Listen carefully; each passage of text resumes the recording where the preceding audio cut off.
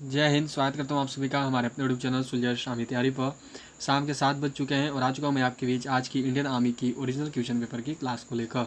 आज जो हम सब देखिए क्लास करने वाले हैं सोल्जर जीडी का, जो कि आपका Sikh light infantry centre Fatehgarh का। तो ड्यूरेशन आपको 60 मिनट मिलती है। बेसिक सी जानकारी है। मैक्सिमम मार्क्स 100 और पासिंग मार्क्स 35 होती है। तो 35 मार्क्स लाकर तो कोई फायदा होना नहीं है, सबको आगे बढ़ना ही होगा। तो चलिए आज की क्लास को जल्दी से शुरू कर लेंगे। क्लास शुरू करने से पहले जल्दी सबको क्लास को शेयर कर दीजिए अपने और फ्रेंड्स के साथ। उसके साथ साथ सभी लाइक बटन जरूर प्रेस करें। जो भी हमारे यूट्यूब चैनल पर नए होंगे या जो जिन्होंने अभी तक चैनल को सब्सक्राइब नहीं किया है वो सब्सक्राइब करके बेल आइकन को ऑल पे जरूर सेट कर दें। तो चलिए आज की क्लास को शुरू करते हैं सेक्शन ए के साथ, क्वेश्चन नंबर 1 के साथ। सेक्शन ए में जो देखो आपके जनरल नॉलेज के क्वेश्चन है। क्वेश्चन नंबर 1 to 15 सामान्य ज्ञान, प्रश्न क्रमांक 1 से 15 तक। Who was the first Muslim women ruler of Delhi? Delhi की प्रथम मुस्लिम शासिका, मुस्लिम महिला शासक कौन थी? रजिया, सुल्तान रजिया, बेगम हजरत महल, नूरजहाँ या फिर चांद बीबी? मुझे पता है आप सबने आंसर दे दिया है, पर कोई नहीं, फिर से बताइएगा जरा कि कौन जो है दिल्ली की प्रथम मुस्लिम महिला शासक थी। तो दिल्ली की जो प्रथम मुस्लिम महिला शासक हैं वो हैं सुल्तान रजिया, या फिर एक तरीके से इनको रजिया सुल्तान भी बोला जाता है। सबको जरूर ध्यान में रखें। चलिए अगला क्वेश्चन करेंगे, जो कि है यहाँ पे देखो आपको ये दिया हुआ है कि term of Rajya Sabha member is, Rajya Sabha के सदस्य का कार्यकाल कितने वर्षों का होता है? 6 वर्ष, 2 वर्ष, इनमें से कोई नहीं, या फिर डी में दिया हुआ है 5 वर्ष। कितने वर्षों का जो है कार्यकाल होता है राज्यसभा के सदस्य का, ये जो है आप सबको यहाँ पे बताना है। तो देखिए राज्यसभा के सदस्य का जो कार्यकाल है वो होता है 6 वर्षों का। क्या आंसर होगा? तो ऑप्शन ए 6 ईयर्स। जो 6 वर्ष है ये देखो आपका राइट आंसर होगा। चलिए अगला क्वेश्चन करेंगे, जो कि है यहाँ पे देखो आपको ये दिया हुआ है कि the largest irrigation canal in India is called the, Bharat में सबसे बड़ी सिंचाई नहर है? सरहद नहर, यमुना नहर, इंदिरा गांधी नहर या फिर ऊपरी बारी दोआब नहर?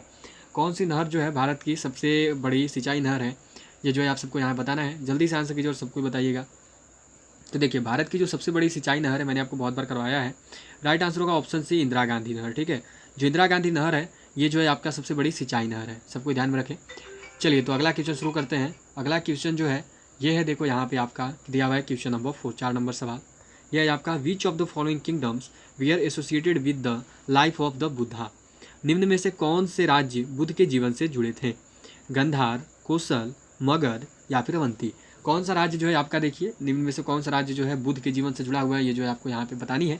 बहुत कोई इसको देखो मगध करते हैं, पर सही नहीं है आपसे, मगध नहीं होगा आंसर। देखिए यहाँ पे निम्न में से, निम्न राज्य में जो यहाँ पे बुद्ध के जीवन से जुड़ा हुआ है वो है आपका कौशल। ठीक है, कौशल, कौशाम्बी, ये सब ऐसे जगह थे जहाँ पर कि बुद्ध जी ने अपना जो है प्रवचन दिया था, यहाँ पर जिन्होंने अपनी पाठ पढ़ाई थी। चलिए अगला क्वेश्चन करेंगे, क्वेश्चन नंबर 5, 5 नंबर सवाल। यह है आपका देखो, headquarters of which bank are located in Manipal Karnataka? निम्न में से किस बैंक का मुख्यालय जो है मणिपुर कर्नाटक में स्थित है?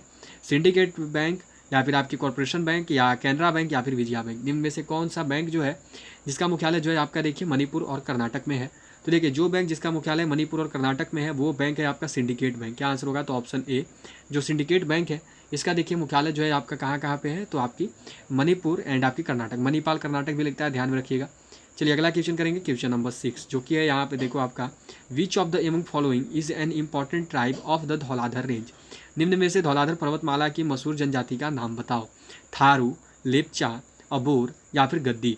कौन सी जनजाति जो है आपकी देखिए धौलाधर पर्वतमाला की मशहूर जनजाति है, ये जो है आप सबको यहाँ पे बताना है। तो चलिए जल्दी से आंसर कीजिए और सबको बताइए।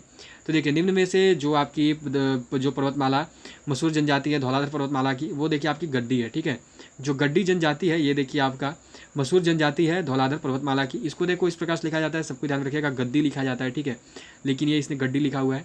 चलिए अगला क्वेश्चन करेंगे, जो कि है यहाँ पे देखो आपका question number 7। Meenambakkam international airport is in, Meenambakkam अंतर्राष्ट्रीय हवाई अड्डा है चेन्नई में, कोयम्बटूर में, हैदराबाद में या फिर बेंगलुरु में? जो मीनाबक्कम अंतर्राष्ट्रीय हवाई अड्डा है ये आपका कहाँ पर स्थित है, ये जो है आप सबको आंसर करना है। जल्दी से आंसर बताइएगा और सबको बताइएगा कि जो मीनाबक्कम अंतर्राष्ट्रीय हवाई अड्डा है वो आपके कहाँ पर स्थित है। तो देखिए जो मीनाबक्कम अंतर्राष्ट्रीय हवाई अड्डा है ये आपका स्थित है चेन्नई में। क्या आंसर होगा? तो ऑप्शन ए, जो चेन्नई है यहाँ पर देखो आपका जो है मीनाबक्कम अंतर्राष्ट्रीय हवाई अड्डा जो है स्थित है। चलिए अगला क्वेश्चन, क्वेश्चन नंबर 8, 8 नंबर सवाल। ये दिया हुआ है आपको देखो कि who was admired as tempestuous Hindu in 1893 in the world parliament of religious in Chicago? देखो ये जो 1853 है ना, ये गलत है, यहाँ पे 1893 होना चाहिए था। देखो हिंदी में थोड़ा गलत लिखा हुआ है, 1893 रखिएगा आप सब, यहाँ पर 1853 लिख दिया। ठीक है, 1893 होना चाहिए था। 1893 के शिकागो में होने वाली विश्व धार्मिक सभा में एक प्रभावशाली हिंदी के रूप में सराहा गया। किसको जो है प्रभावशाली हिंदू के रूप में सराहा गया था? स्वामी विवेकानंद को, रविंद्रनाथ टैगोर को, गौतम बुद्ध को या फिर स्वामी दयानंद सरस्वती को? किसे जो है एक प्रभावशाली हिंदू के रूप में सराहा गया, ये जो है आपको यहाँ पे बताना है 1893 के शिकागो सम्मेलन में। तो देखिए 1893 के शिकागो सम्मेलन में जिसे प्रभावशाली हिंदू के रूप में सराहा गया वो है आपके स्वामी विवेकानंद। क्या आंसर होगा? तो ऑप्शन ए स्वामी विवेकानंद। ठीक है, चलिए नेक्स्ट क्वेश्चन करेंगे, क्वेश्चन नंबर 9। यह है देखो आपका, the air that contains moisture to its full capacity. आर्द्रता को पूरे तौर पर ग्रहण करने के पश्चात हवा कहलाती है। सापेक्षिक आर्द्रता, विशिष्ट आर्द्रता, भरी हुई हवा या फिर शुद्ध आर्द्रता। क्या बोलते हैं यहाँ पे आप सबको बताना है कि जब आर्द्रता को पूरे तौर पर ग्रहण कर लेता है, देखो यहाँ पे आपका हवा, तो उसको क्या बोलते हैं? तो देखिए जब आर्द्रता को पूरे तौर पर कोई भी हवा ग्रहण कर लेगा ना, तो उसको भरा हुआ हवा सेचुरेटेड एयर बोलते हैं। ठीक है, सबको ध्यान में रखिएगा।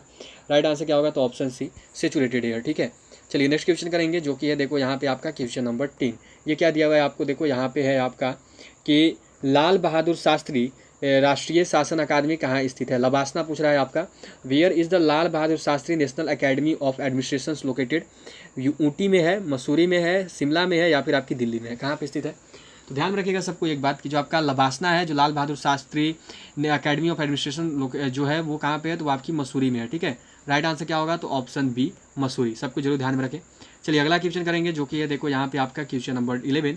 The most important uranium mine in India is? Bharat का सबसे महत्वपूर्ण यूरेनियम खदान में है कहाँ पे? देखो गौरीबिदनूर में है या फिर आपकी मनाविकीपुरम में है या फिर जादूगोड़ा में है या फिर वासी में है?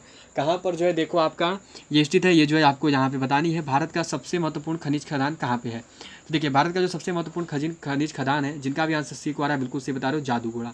जादूगोड़ा कहाँ पे? तो याद रखिएगा झारखंड में है। ठीक है, सबको जरूर आंसर रखिएगा। राइट आंसर क्या होगा? तो झारखंड में है जादूगोड़ा। ठीक है, चलिए अगला क्वेश्चन करेंगे, जो कि है यहाँ पे देखो आपका क्वेश्चन नंबर 12। क्या है? देखो प्राइम मेरिडियन इज लोकेटेड है, डिग्री मेरिडियन, भूमध्य रेखा डिग्री मध्याह्न पर स्थित है।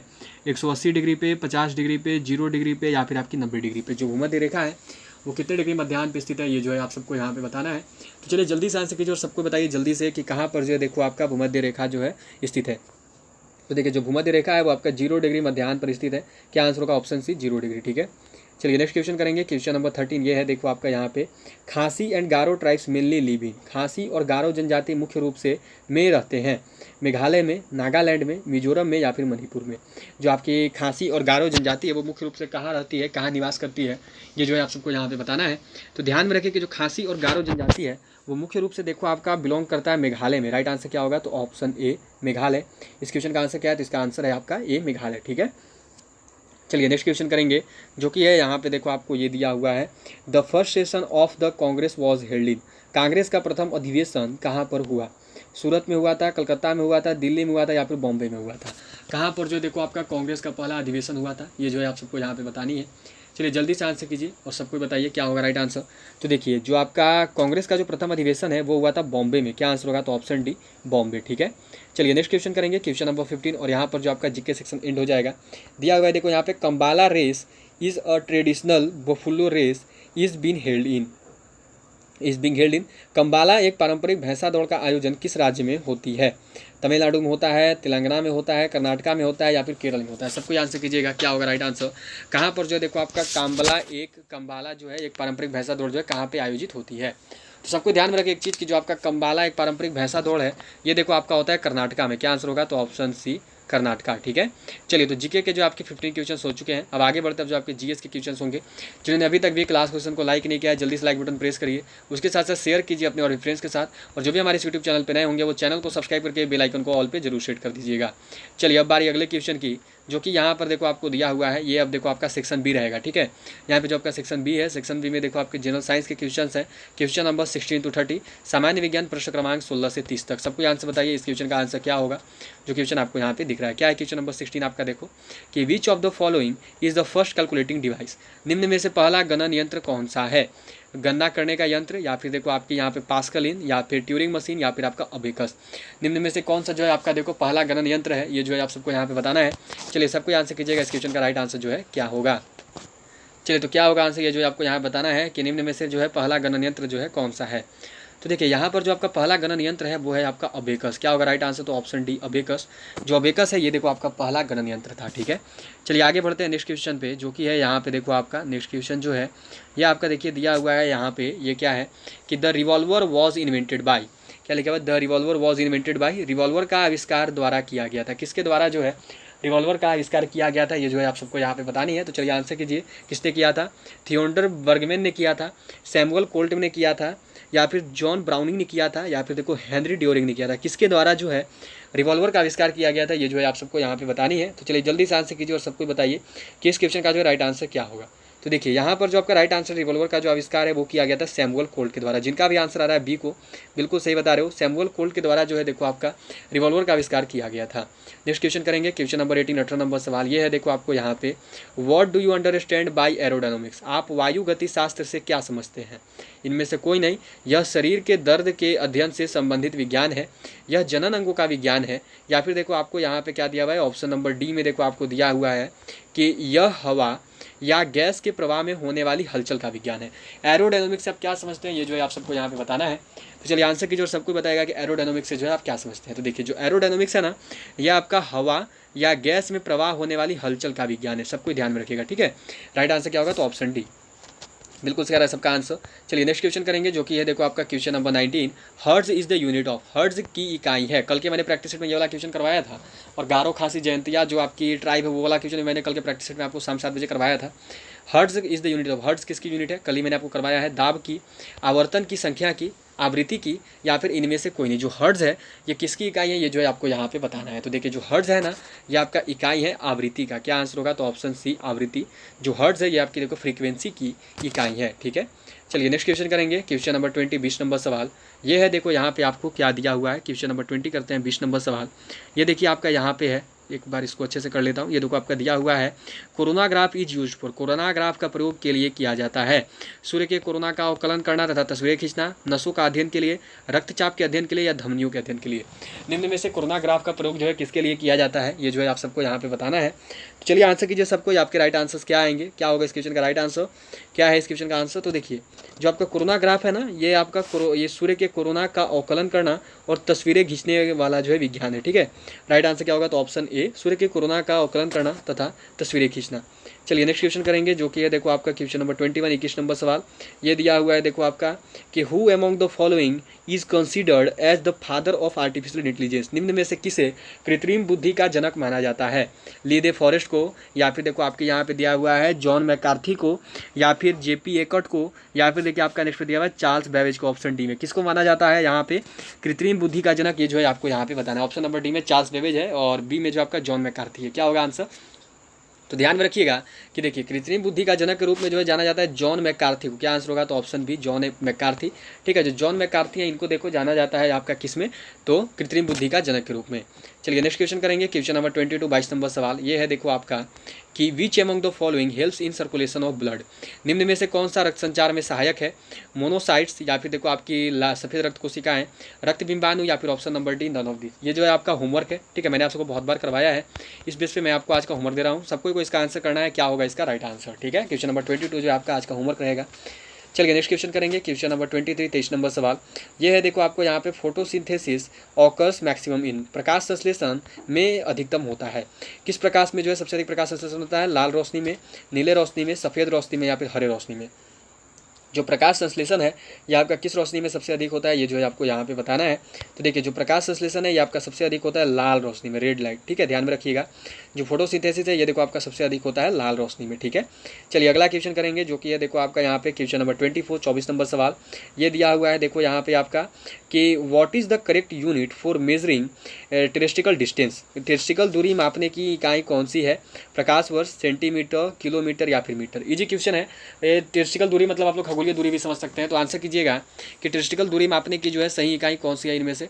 तो देखिए जो टेरेस्ट्रिकल दूरी है उसको मापने की जो सही इकाई है वो है आपका प्रकाश वर्ष। क्या आंसर होगा? तो ऑप्शन ए, प्रकाश वर्ष, लाइट ईयर्स, ठीक है।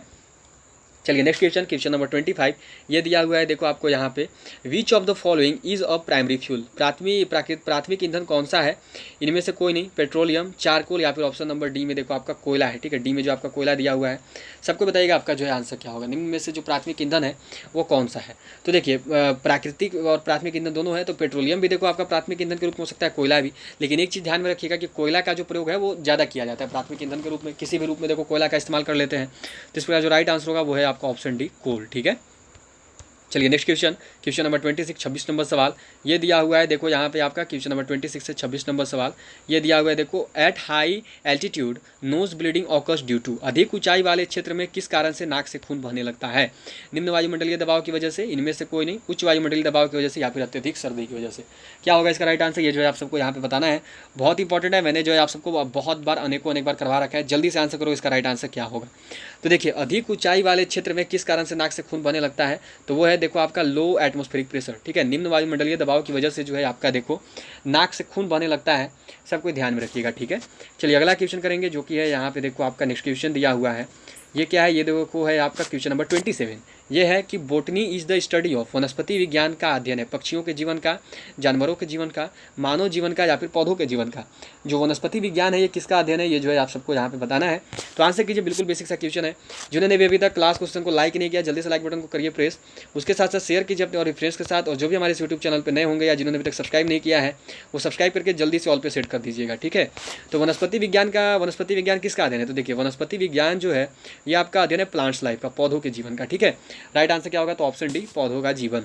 चलिए अगला क्वेश्चन करेंगे, क्वेश्चन नंबर 28। ये जो है आपको यहाँ पे दिया हुआ है। देखो, the molecular formula of cane sugar is, गन्ना चीनी का रासायनिक सूत्र है H2CO, क्या दिया हुआ है यहाँ पे? देखो आपका 3 दिया हुआ है। आगे है C12H22O11, C6H12O6, या फिर ऑप्शन नंबर डी में H2C3O4। क्या होगा? गन्ना चीनी का रासायनिक सूत्र क्या है, ये जो है आपको यहाँ पे बताना है। तो देखिए, ऑप्शन नंबर बी में जो है आपका दिया हुआ है ना, क्या दिया हुआ है? देखो यहाँ पे ऑप्शन नंबर बी में दिया हुआ है, देखो आपका C12H22 और O11, और यही जो है यकीन मानो इस क्वेश्चन का यही जो है राइट आंसर होगा। क्या है राइट आंसर? तो ऑप्शन बी। ठीक है, चलिए अगले क्वेश्चन की ओर बढ़ेंगे, जो कि है यहाँ पे देखो आपका क्वेश्चन नंबर 29, 29 नंबर सवाल जो है यहाँ पे देखो आपको दिया हुआ है। The melting point of copper is, तांबे का गलनांक डिग्री सेल्सियस होता है। कितना डिग्री सेल्सियस जो है देखो तांबे का गलनांक होता है, ये जो है आप सबको यहाँ पे बताना है। इनमें से कोई नहीं, 1038 डिग्री सेल्सियस, 1085 डिग्री सेल्सियस, या फिर 100 डिग्री सेल्सियस। तांबे का गलनांक कितना होता है, ये जो है आप सबको यहाँ पे बताना है। इसी से आप लोग क्वेश्चन का लेवल देख सकते हो कि कहाँ से किस किस टॉपिक से आपका क्वेश्चन आ रहा है।